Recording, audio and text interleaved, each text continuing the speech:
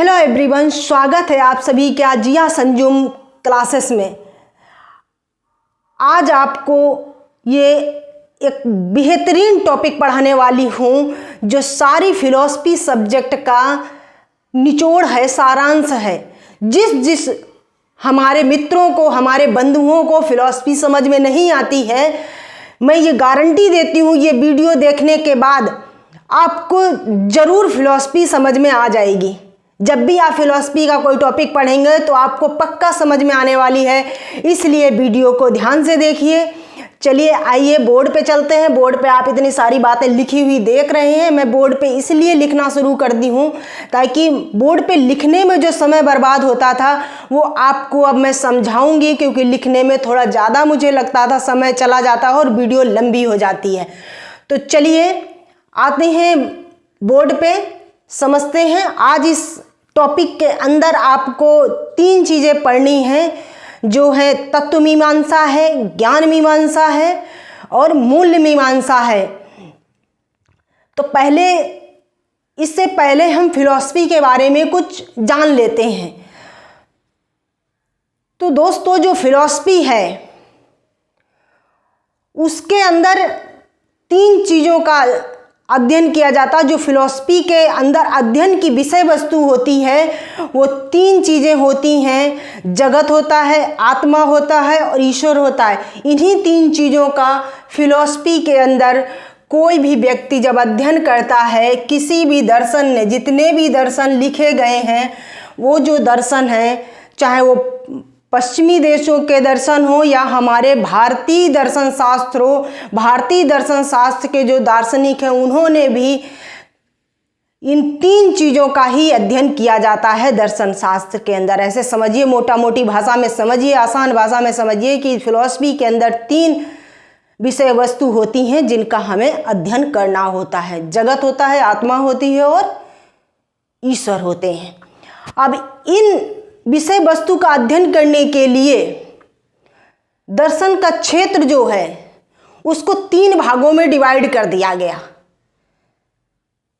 तत्व मीमांसा, जिसको अंग्रेजी भाषा में मेटाफिजिक्स कहते हैं, ज्ञान मीमांसा जिसको एपिस्टेमोलॉजी कहते हैं, और मूल्य मीमांसा जिसको एक्जियोलॉजी कहते हैं। अब आइए इनको एक एक करके इनकी परिभाषा समझते हैं कि ये जो 3 भाग बांटे गए हैं, दर्शन के जो अध्ययन करने के क्षेत्र हैं, इन जो 3 भाग में बांटे गए हैं, इनके अंदर किस किस चीज़ की स्टडी की जाती है।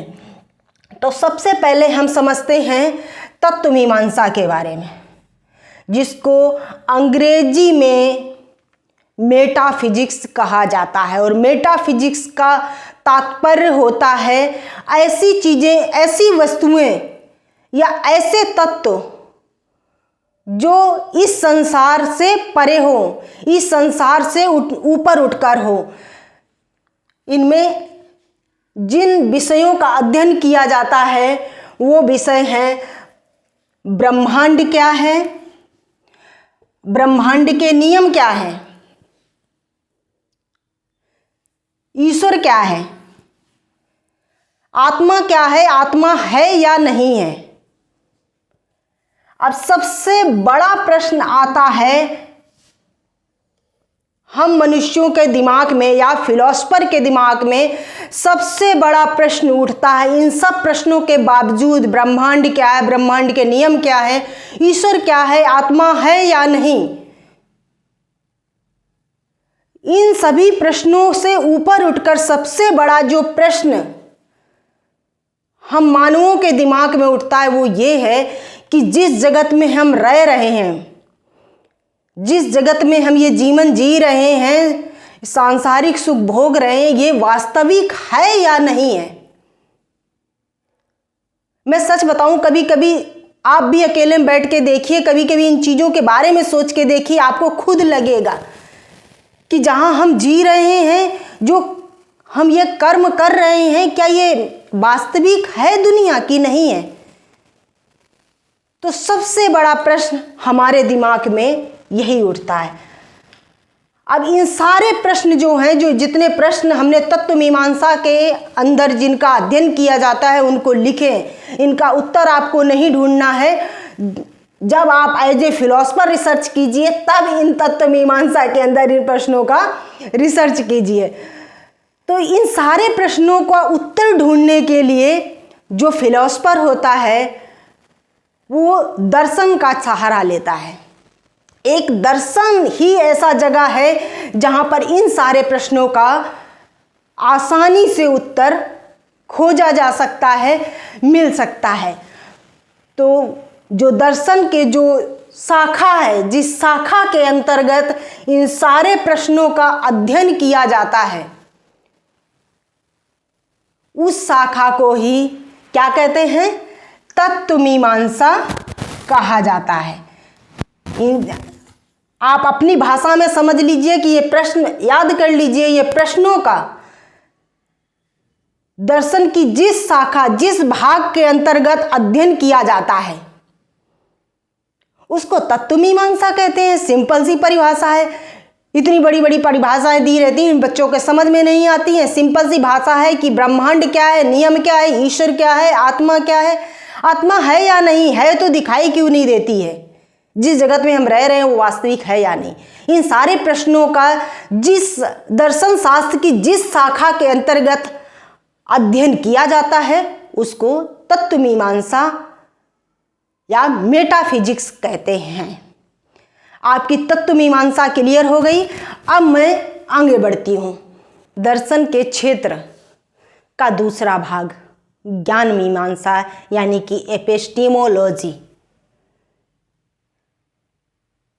इस भाग के अंतर्गत, इस शाखा के अंदर ज्ञान के विभिन्न शाखाओं का अध्ययन किया जाता है और साथ ही ज्ञान के प्रकार पर भी विचार किया जाता है। ज्ञान के विभिन्न विभिन्न क्या क्या प्रकार हो सकते हैं ज्ञान प्राप्त करने के, इस बारे में भी विचार किया जाता है। सबसे महत्वपूर्ण प्रश्न जो है ज्ञान के अंदर, उसमें सत्य ज्ञान की प्राप्ति के लिए कौन सा माध्यम अपनाना चाहिए, कौन सा माध्यम परफेक्ट होगा, इस बारे में अध्ययन किया जाता है। सत्य ज्ञान की प्राप्ति का लक्ष्य क्या होना चाहिए, इस प्रश्न पर भर विचार किया जाता है। तो मैंने पिछली क्लास में अपने ज्ञान मीमांसा को विस्तार से बताया है दोस्तों। यदि आपको ज्ञान मीमांसा को विस्तार से पढ़ना है तो आप हमारे YouTube चैनल पर जाइए और वहाँ पर ज्ञान मीमांसा को विस्तार से पढ़ लीजिए। मैं डिस्क्रिप्शन में भी इसका लिंक दे दूँगी। ज्ञान मीमांसा के अंतर्गत ज्ञान क्या है, ज्ञान के प्रकार क्या हैं, ज्ञान की परिस्थिति क्या है, ज्ञान के लक्षण क्या हैं, ऐसे ज्ञाता ज्ञेय और ज्ञान में क्या अंतर है, ऐसे प्रश्नों का अध्ययन किया जाता है। अब चलते हैं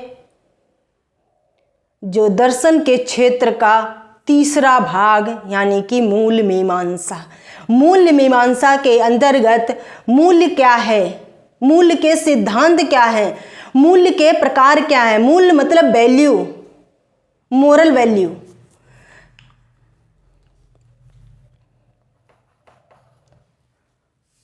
मूल्य का स्वरूप क्या है। अब मूल्य मतलब प्राइस मत समझ लेना दोस्तों।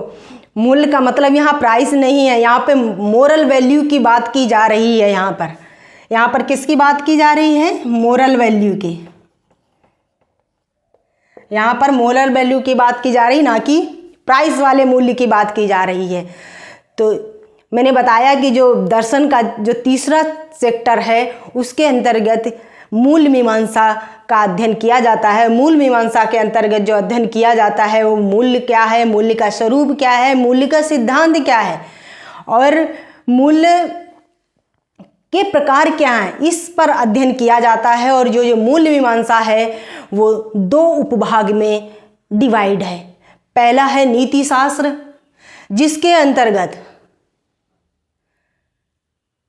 मनुष्य क्या है, मनुष्य का आचरण क्या है,